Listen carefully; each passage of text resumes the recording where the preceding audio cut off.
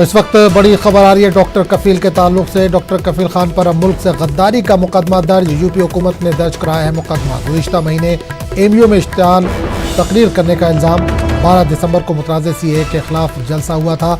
जमानत मिलने के 4 दिन बाद भी कफील मथुरा जेल में कैद। 29 जनवरी को गिरफ्तार किए गए थे डॉक्टर कफील खान। तब मुंबई शाहीन बाग जा रहे थे डॉक्टर कफील खान। NSA लगाने पर कफील के भाई अदिल का बयान। यूपी की रियासती हुकूमत की ईमा पर कफील को निशाना बनाया जा रहा है। इस वक्त बड़ी खबर आ रही है डॉक्टर कफील के ताल्लुक से। डॉक्टर कफील खान पर अब मुल्क से गद्दारी का मुकदमा दर्ज। यूपी हुकूमत ने दर्ज कराया है मुकदमा। गुज़िश्ता महीने एमयू में इश्तिहाल तकरीर करने का इल्ज़ाम। 12 दिसंबर को मुतनाज़ CAA के खिलाफ जलसा हुआ था एमयू में। जमानत मिले 4 दिन हो गए, लेकिन कफील मथुरा जेल में अब भी है कैद। 29 जनवरी को गिरफ्तार किए गए थे डॉक्टर कफील।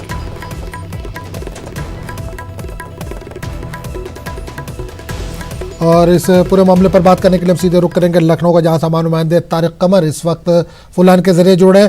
तारिक कमर, कफील खान के लिए मुश्किलों में इजाफा हो गया है। मुल्क से गद्दारी का मुकदमा दर्ज हुआ उन पर। हाँ देखिए आजम, उन पर NSA लगा दी गई है। और बड़ी अहम बात यह है कि जिस शख्स को 4 दिन पहले जमानत मिल चुकी हो और वो उसके फैमिली मेंबर्स ये बार बार ये मुतालबा कर रहे हो कि छोड़ दिया जाए, फिर अचानक ये मालूम होता है कि साहब NSA लगा दी गई है। तो देखिए अपने आप में कहीं ना कहीं ये इशारे मिल रहे हैं कि एक इंतकामी कार्रवाई है हुकूमत की जानिब से जो कफील अहमद के खिलाफ अभी तक जारी है। और किसी भी तरह की रियायत बरतने के लिए हुकूमत तैयार नहीं है। बल्कि अभी कुछ देर पहले ही अदील से हमारी बात हुई तो उन्होंने बताया है कि ये इंतकामी तौर पर ऐसा किया जा रहा है, जबकि 4 दिन जमानत मिलने के बाद जेल में रखने की कोई तुक नहीं है। और इस खुसूसी बात यह है कि एक स्पेशल ऑर्डर भी इशू हुआ है जिला मजिस्ट्रेट की जानिब से कि इनको जमानत के ऑर्डर होने के बाद क्यों जेल में रखा गया, छोड़ दिया जाए। उस पर भी कोई कार्रवाई नहीं की गई। और कार्रवाई तो अलग, छोड़ने की बात अलग, बाकायदा NSA लगा दी गई। तो देखिए अपने आप में कहीं ये इशारा मिल गया है कि जो हुकूमत की ये कार्रवाइयां हैं वो बहुत मंसूबाबंद तरीके से हैं। और अब जाहिर है कि ये पूरा कोर्ट का मामला है, तो इसमें बहुत ज्यादा कुछ कहा नहीं जा सकता। ताहम इतना जरूर है कि जो फैमिली मेंबर्स है, अपराध खानदान, उन्होंने कहा है कि हम अदालत का रुख करेंगे, चैलेंज करेंगे इसको। ये बिल्कुल नाजायज है, खिलाफ वर्जी की जा रही है अदालत के हुक्म की। और हुकूमत जानबूझ के ये इक़दाम कर रही है, उन्हें परेशान कर रही है और उनको बाकायदा तौर पर ज़हनी इस्तेसाल किया जा रहा है। तारिक, एक चीज और जानना चाहेंगे, डॉक्टर कफील मथुरा जेल में इस वक्त कैद है।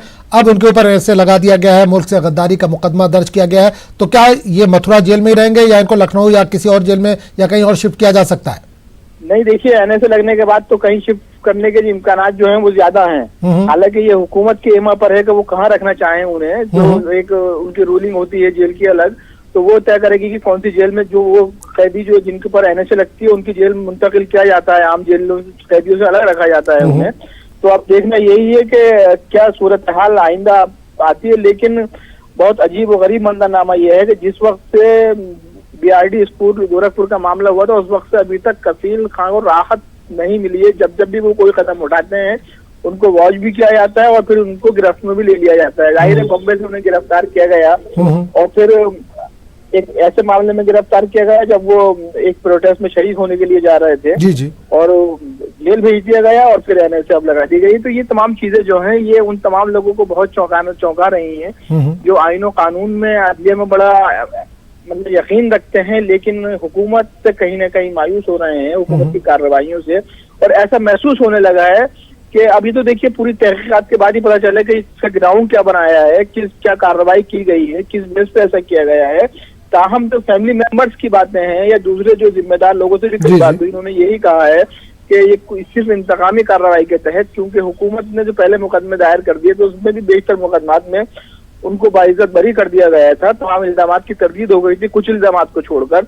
और अब तो उसमें ऐसा लगता है कहीं ना कहीं जैसे कि एक हदफ बना लिया है हुकूमत ने या अपनी अना का मसला बना लिया है कि इनको चैन से या सुकून से रहने नहीं दिया जाएगा या इनको बाहर नहीं रहने दिया जाएगा। तो अब देखिए इस पर तहकीक करने की भी जरूरत है और बाकायदा तौर पर वो मामला देखने की जरूरत है जो अदलिया के मामले हैं कि क्या कुछ गुंजाइश उसमें निकल के आती हैं या क्या कुछ ऐसे बातें हुई हैं जिनकी बुनियाद पर ये कार्रवाई की गई है। हालांकि मैं बार बार यही दोहरा रहा हूँ कि जो उनके फैमिली मेंबर्स हैं वो यही कहते हैं साहब ये इंतकामी कार्रवाई है, लेकिन जब तक हुकूमत का कोई रुख सामने ना आ जाए तब तक कुछ कहना कबल वक्त होगा। जी। चलिए बहुत बहुत शुक्रिया तारिक, इस तमाम